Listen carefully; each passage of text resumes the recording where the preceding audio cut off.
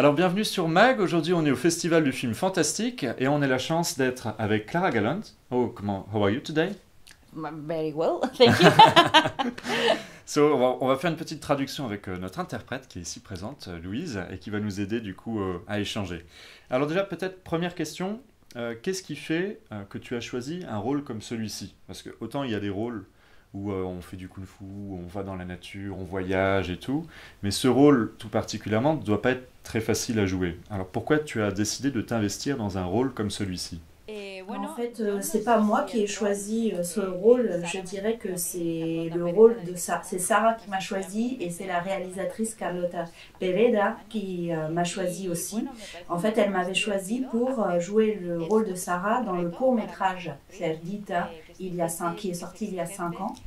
Et j'ai été ravie depuis le départ de devoir jouer ce rôle qui est effectivement exigeant. C'est un défi en tant qu'actrice. Bon, on est quand même un petit peu dans la nature, mais voilà, pour moi ça a été vraiment une chance malgré voilà, l'exigence du rôle, et par ailleurs j'ai été super bien accompagnée en plus. D'accord, parce que je pensais tout particulièrement à une scène introductive au début du film où tu es dans la piscine et en fait tes harceleurs vont essayer de te noyer en fait à plusieurs reprises. Et l'image est assez belle d'ailleurs, puisque juste sous l'eau, bah, il y a également un cadavre en réalité. Et cette scène, est-ce qu'elle était difficile à jouer? Est-ce qu'il y a des scènes qui étaient plus difficiles à jouer que d'autres? Alors effectivement, c'est une des scènes, je pense, qui a été les plus dures pour moi à tourner, cette scène dans l'eau, à la fois difficile émotionnellement parce que c'est quand même un moment qui est dur pour le personnage. C'est là où on commence à être témoin de ce harcèlement que subit Sarah. Et puis par ailleurs, c'était une scène difficile techniquement. J'ai dû un peu m'entraîner à tenir, à nager en apnée, à ne pas respirer. Ces scènes où je plonge à plusieurs reprises, j'ai dû un peu m'entraîner pour ça. En plus, il y avait le collègue attaché dans l'eau aussi, donc c'était une scène qui m'a inquiétée au début. Et puis finalement, il me semble qu'on l'a faite en 1 ou 2 prises, ça s'est très bien passé. Et donc voilà, tout s'est bien terminé. Mais c'est vrai que ce moment où les filles me noient, c'est là où on ressent vraiment la douleur de Sarah. Effectivement, il y a quelque chose aussi qui ressort vraiment dans le film. Certes, ça traite aussi du rapport qu'on a, nous, société, au poids, au rapport aussi au regard qu'on a sur les femmes et au poids. Et dans le film, j'ai aussi l'impression qu'il y a cette idée que nos stéréotypes sur l'idée que le surpoids, par exemple, serait une faute, qu'on en serait coupable, bah, ils se forgent aussi très tôt, à l'adolescence. Est-ce que c'est quelque chose que tu dirais également de Piggy, de ce film, puisque finalement c'est aussi à l'âge de l'adolescence qu'on est le plus cruel? Effectivement, ce thème de la cruauté de l'adolescence, c'est vrai que dans le film on voit, et puis dans la réalité, que l'adolescence pour certains ça peut être un film d'horreur en fait. Ce passage-là, ça peut être un moment dans sa vie qui est proprement terrifiant, et qui est dur à vivre. Et je pense que c'est difficile pour tout le monde parce que c'est le moment où on apprend à connaître le monde, voilà, à interagir, on fait beaucoup de découvertes. Mais il est vrai que pour les personnes grosses, en fait, on est constamment exposé. Il n'y a nulle part où se cacher. Et c'est ça que montre aussi le film. Et c'est intéressant parce que la réalisatrice Carlotta, c'est une personne homosexuelle, et elle dit que même si effectivement la discrimination est là, l'orientation sexuelle, on peut peut-être la cacher, alors que le poids, c'est quelque chose qui est exposé aux yeux de tout le monde, même si tout le monde est opprimé pour différentes raisons. Alors voilà, quand une personne grosse sort dans la rue, elle peut être l'objet du regard de l'entourage, elle peut être victime de harcèlement. Moi-même, je n'ai pas souffert de harcèlement, c'est important de le préciser, mais c'est vrai que quand des adolescents voient le film, certains se retrouvent dans la douleur du personnage de Sarah. Et le sujet le problème de harcèlement, c'est absolument quelque chose sur lequel, en tant que société, on doit travailler et dénoncer. On a observé 40%, une augmentation de 40% du harcèlement chez les jeunes en Espagne, qui conduit parfois à des suicides. Donc nous, grâce à notre outil qui est le cinéma, on a aussi voulu Mhm. voilà, parler de cela, dénoncer ce problème. Moi, personnellement, j'ai aucun problème avec mon poids. En fait, j'aime mon corps. Mhm. Et dans ce film, je trouve que les corps sont beaux. Que le mien, aussi bien celui du personnage de l'inconnu, celui de la mère, tous les corps que je vois à l'écran, je trouve qu'ils sont magnifiques. Et c'est vraiment chouette de pouvoir montrer quelque chose qui sort des canons de la beauté, de voir des corps différents et de les voir beaux, même si bien sûr la grossophobie existe encore. Et moi, quand je vais dans un magasin de vêtements, j'ai un mal fou à trouver des vêtements à ma taille. Il y a encore tous ces problèmes-là qui sont quotidiens. Mais voilà, on le dénonce avec l'outil qui est le nôtre, qui est le cinéma. Et est-ce que finalement, quand j'évoque l'adolescence aussi, et cette cruauté de l'adolescence, est-ce que finalement elle n'a pas lieu, parce que c'est aussi un âge où on a souvent un problème avec son propre corps, et que finalement rejeter l'autre, c'est aussi se définir soi-même. Est-ce que c'est pas quelque chose de ce type-là aussi, qu'à l'adolescence ce soit si violent? Ok, alors la violence, on voit dans le film, et c'est ce dont on parle aussi, que la violence, en fait, ça produit une spirale, un cercle, en fait, où si effectivement on déteste son corps, on va peut-être avoir un comportement violent à l'extérieur. C'est quelque chose qu'on observe très fréquemment. Mais c'est important aussi de rappeler que le harcèlement, c'est pas qu'à l'adolescence, ça se passe à n'importe quel âge. Bien On le sûr. voit bien sur le lieu de travail et dans d'autres environnements. Donc, en tant que société, on ne peut pas. Il faudrait absolument s'éduquer, prendre conscience que cela existe et surtout regarder d'où ça vient, parce que j'ai l'impression que parfois ça arrive sans qu'on se pose vraiment des questions de qu'est-ce qui provoque cette violence, et si on choisit de détourner le regard, si on refuse de s'éduquer, de vraiment s'éduquer émotionnellement, je crains que ça continue. Donc en tant que mouvement collectif, il faudrait travailler à s'éduquer émotionnellement, à regarder en face ces problèmes-là, parce que de toute façon, ça ne pourra jamais justifier la violence. Oui, bien sûr.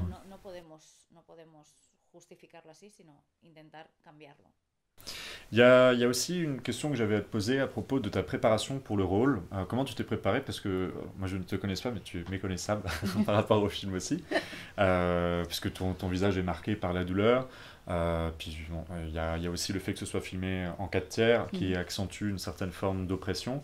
Comment tu t'es préparé à titre personnel pour ce rôle? Alors, comment je me suis préparée en travaillant beaucoup, en répétant beaucoup. En fait, j'ai beaucoup travaillé avec Carlota Pereda, la réalisatrice et scénariste, et j'ai vraiment essayé de suivre sa vision, de voir ce qu'elle voulait, et puis et de coller à cette vision du personnage. J'ai aussi beaucoup répété avec Richard Holmes, qui joue l'inconnu, avec qui il y a une relation quand même très particulière. Donc, en plus du talent, il y a eu beaucoup de travail. Richard Holmes est super talentueux. Donc voilà, j'étais vraiment travaillé main dans la main avec Carlota, et il a fallu chercher, s'interroger sur comment cette Sarah, elle se déplace. Et donc je me suis beaucoup intéressée, j'ai beaucoup travaillé sur son regard, essayer de voir quel regard elle pouvait avoir sur sa démarche. Et pour ça, je me suis repenchée un peu sur comment moi j'étais ado. J'ai eu une adolescence très heureuse, mais voilà, il fallait retrouver un regard, une démarche adolescente, d'autant plus que Sarah parle très peu. Donc beaucoup passe par le corps. Il a fallu aussi chercher sa voix. Parce que je ne voulais pas, des fois en répétant, c'était une voix adulte qui sortait du personnage de Sarah, et il a fallu travailler ça. Et comme j'adore les rôles physiques et travailler avec mon corps, ça a été un réel plaisir de trouver ce personnage. C'était certes assez difficile, mais c'était aussi très amusant. Et ce que je voulais surtout éviter, c'est de jouer une caricature d'adolescent. D'accord, oui. Alors il y a aussi cette rencontre avec le tueur que tu évoques et qui est assez intéressante puisque en fait finalement par rapport au harcèlement que tu subis dans le film, il y a un peu deux manières de le vivre. Soit on l'intériorise, ça peut être après des mal-être personnels du type scarification, voire aller vers le suicide comme tu l'évoquais tout à l'heure, ou alors on l'extériorise. Et c'est un petit peu ce qui se passe avec le tueur. Est-ce que tu dirais qu'il y a aussi une forme de catharsis? Est-ce que tu vis pas un peu par procuration dans lui, est-ce que ça ne te permet pas de faire certaines choses plus tard dans le film? Alors, effectivement, quand on préparait le personnage, enfin la relation entre les personnages, souvent on venait à la conclusion que le personnage de l'inconnu et celui de Sarah sont assez similaires en fait. Il y en a un qui exécute, un qui tue, et l'autre, celui de Sarah, qui est plus dans la pensée, mais en tout cas ils se rejoignent. Et souvent on imaginait le personnage de l'inconnu un peu comme le chat qui va venir vous offrir une souris qu'il a dans la gueule ou le serpent qu'il a tué dans le jardin en pensant vous offrir un cadeau, sauf que vous, ça vous fait pas plaisir en fait, mais lui il le fait par une sorte d'élan d'amour. Voilà, donc ça c'était un peu notre analyse des personnages. Mais cette violence dont on parle dans le film, on voit toutes les réactions, enfin diverses réactions qu'on peut avoir confrontés à cette violence, et souvent on va se focaliser sur ceux qui agissent, mais en fait l'inaction c'est aussi une forme de complicité de la violence. Ne pas appeler la police, ne pas réagir quand on voit des situations graves, c'est aussi un choix d'une certaine manière. Donc certains extériorisent, d'autres intériorisent, mais on a parlé on a voulu évoquer ces différents types de violences qui naissent de ces situations. D'accord. Alors aussi peut-être une dernière question à propos du rapport qu'on a au surpoids, ou en tout cas au corps des femmes, qui est plus dur encore envers les femmes sans doute qu'envers les hommes. Enfin, tu pourras me donner ton avis à ce propos. Est-ce qu'on peut aussi dire que notre société, si elle avance progressivement, elle avance quand même, je pense, de ce côté-là, puisqu'on commence à avoir par exemple des mannequins qui ont des formes, on commence à avoir des corps qui ne sont pas tous identiques, qui s'affichent.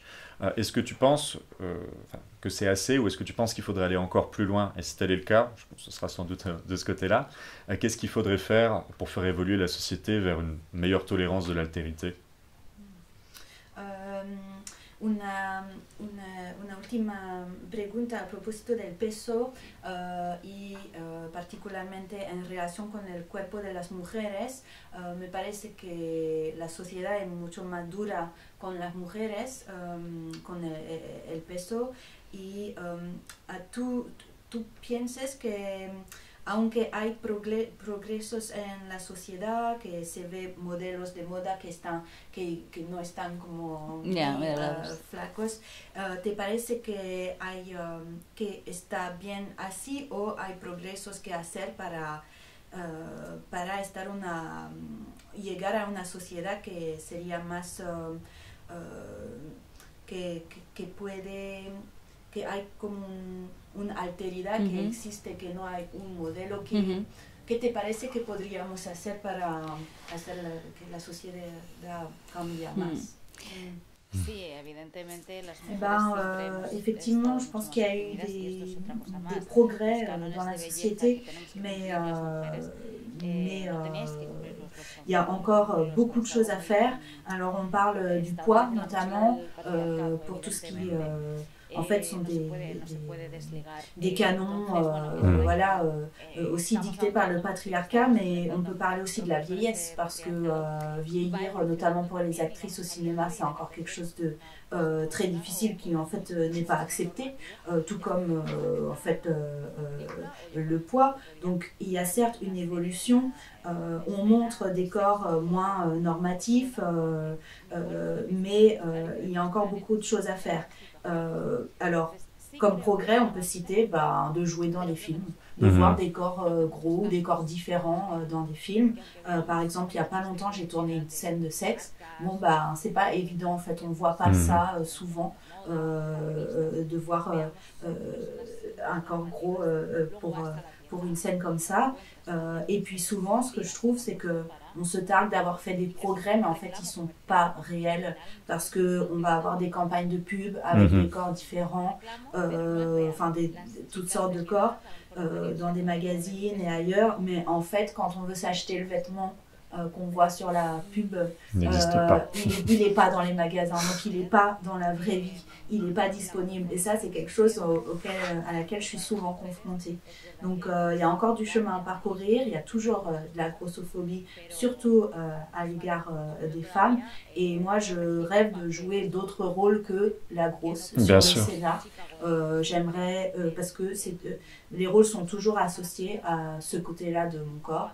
J'aimerais bien jouer l'avocate, la médecin, sans qu'il soit toujours référence à mon corps.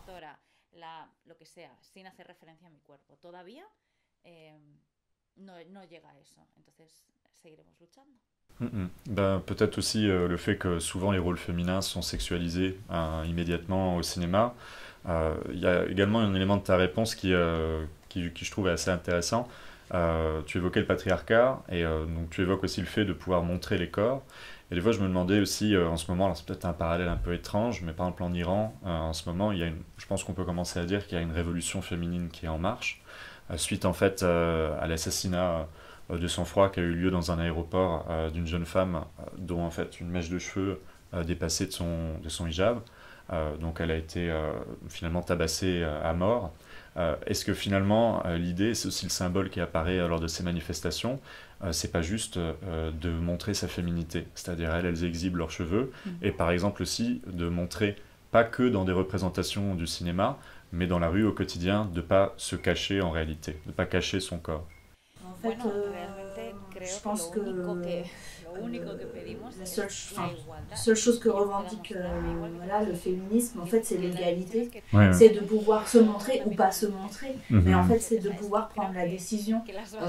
C'est de pouvoir se montrer autant que les hommes le peuvent ou pas, ou de décider autant que ce que font les hommes. Donc, en fait, c'est la base du féminisme. C'est tout simple, c'est l'égalité des droits, en fait.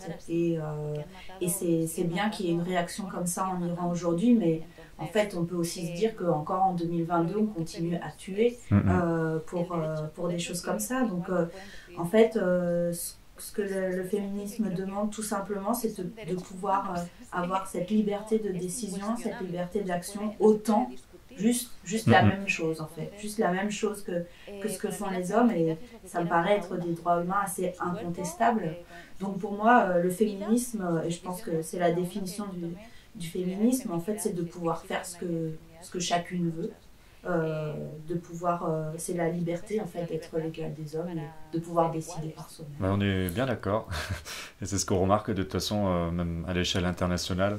Alors, on voit bien combien finalement c'est pas un acquis, mais que c'est un conquis qu'il faut encore conquérir d'ailleurs.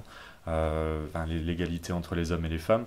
On le voit aux États-Unis là en ce moment avec la montée des intégristes religieux aussi, puis qui privent justement de la liberté de choix dont tu parles.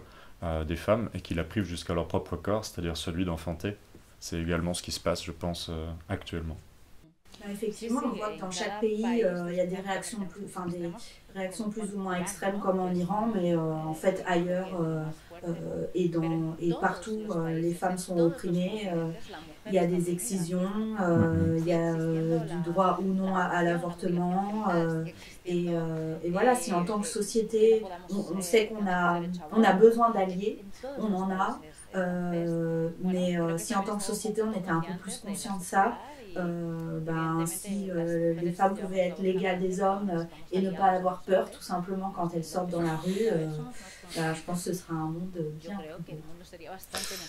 Si existiese una igualdad real y si no tuviésemos miedo las mujeres de ir por la calle, que es que al final solo queremos vivir. Merci en tout cas pour cet échange, cette discussion. Merci beaucoup. Désolé de ne pas parler espagnol. Tengo que aprender francés. Je vais apprendre l'espagnol. Merci pour tout. Merci beaucoup. Et à bientôt sur Mag.